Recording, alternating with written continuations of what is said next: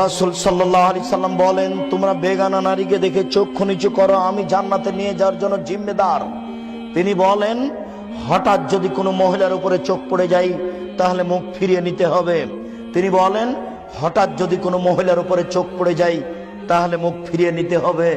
বলো যুবক, তোমার মোবাইলের কি হবে? বলো যুবক, তোমাদের টিভির কি হবে?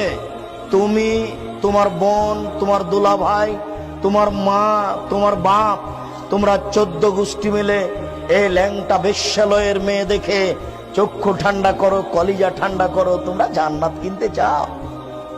এটা হয় কি করে এটা বুঝতে পারলাম না। পতিতালয়ের রং মাখানো মেয়ে দেখে জান্নাত কিনতে চাও কি করে? আলাইনানে তাজনিয়া জেনা হুমান নাজর, দুই চোখের জেনা হচ্ছে চোখ দিয়ে দেখা। অলজনানে জেনা হুমুল ইস্তেমাও, দুই কানের জেনা হচ্ছে কান দিয়ে শোনা।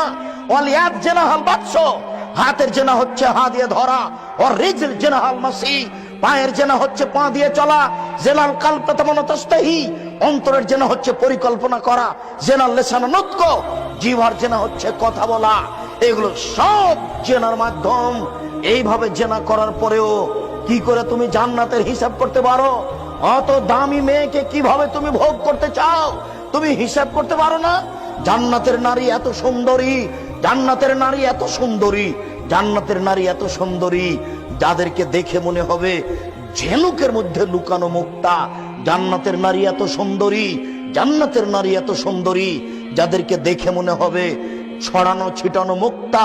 জান্নাতের নারী এত নরম, জান্নাতের নারী এত নরম, জান্নাতের নারী এত নরম যে আপনার ওই ডিমের খোসা এবং সাদা পদার্থ, ডিমের খোসা এবং কুসুমের মধ্যে সাদা পদার্থ যত নরম, ডিমের খোসা এবং কুসুমের মধ্যে সাদা পদার্থ যত নরম, জান্নাতের নারী তত নরম। কি দিয়ে বুঝায় যুবক আমি তোমাকে?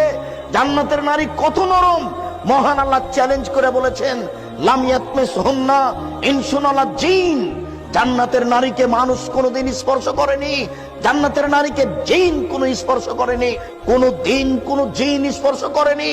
জান্নাতের নারীর ব্যাপারে আল্লাহ তাআলা চ্যালেঞ্জ করেছেন, জান্নাতের নারীদের কোনোদিন পেশাব হবে না, তাদের কোনোদিন পায়খানা হবে না, তাদের কোনোদিন হায়েজ হবে না, তাদের কোনোদিন নাকে শিকান হবে না, তাদের শরীরে কোনোদিন ময়লা হবে না, তাদের কাপড় কোনোদিন অপরিষ্কার হবে না, তাদের মাথায় থাকবে লম্বা লম্বা কোঁকড়া কোঁকড়া কুচকুচে কালো চুল।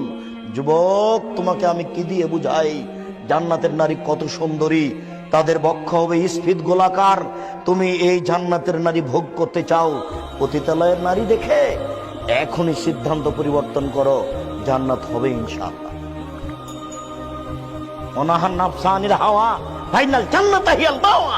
আল্লাহ ওয়াদা করেছেন তোমার সাথে, পৃথিবীর প্রত্যেকটা মানুষের সাথে আল্লাহ ওয়াদা করেছেন।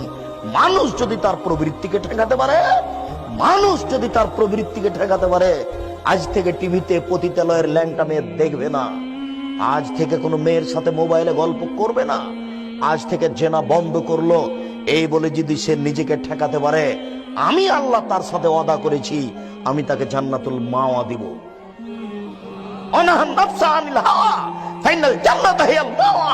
কেউ যদি নিজের প্রবৃত্তিকে ঠেকাতে পারে, মনের চাপকে ঠেকাতে পারে, কাপুরুষ তোমাকে চিনি না। তুমি তো ওই মেয়েটার নাম্বার হাসি মুখে কথা বলেছিল, সেই জন্য তুমি নাম্বার ধরে রেখেছো আবার কথা বলার জন্য। এই তো তোমার ঈমান। একটা মেয়ে মোবাইলে তোমার সাথে হেসে কথা বলেছিল, তাই তুমি নাম্বারটা ধরে রেখেছো আবার কথা বলার জন্য। তুমি জান্নাত কিনতে চাও কি করে? জান্নাত খুব দামি জিনিস, জান্নাত পাওয়া খুব টাফ ব্যাপার। তুমি জান্নাত ভোগ করার চেষ্টা করো।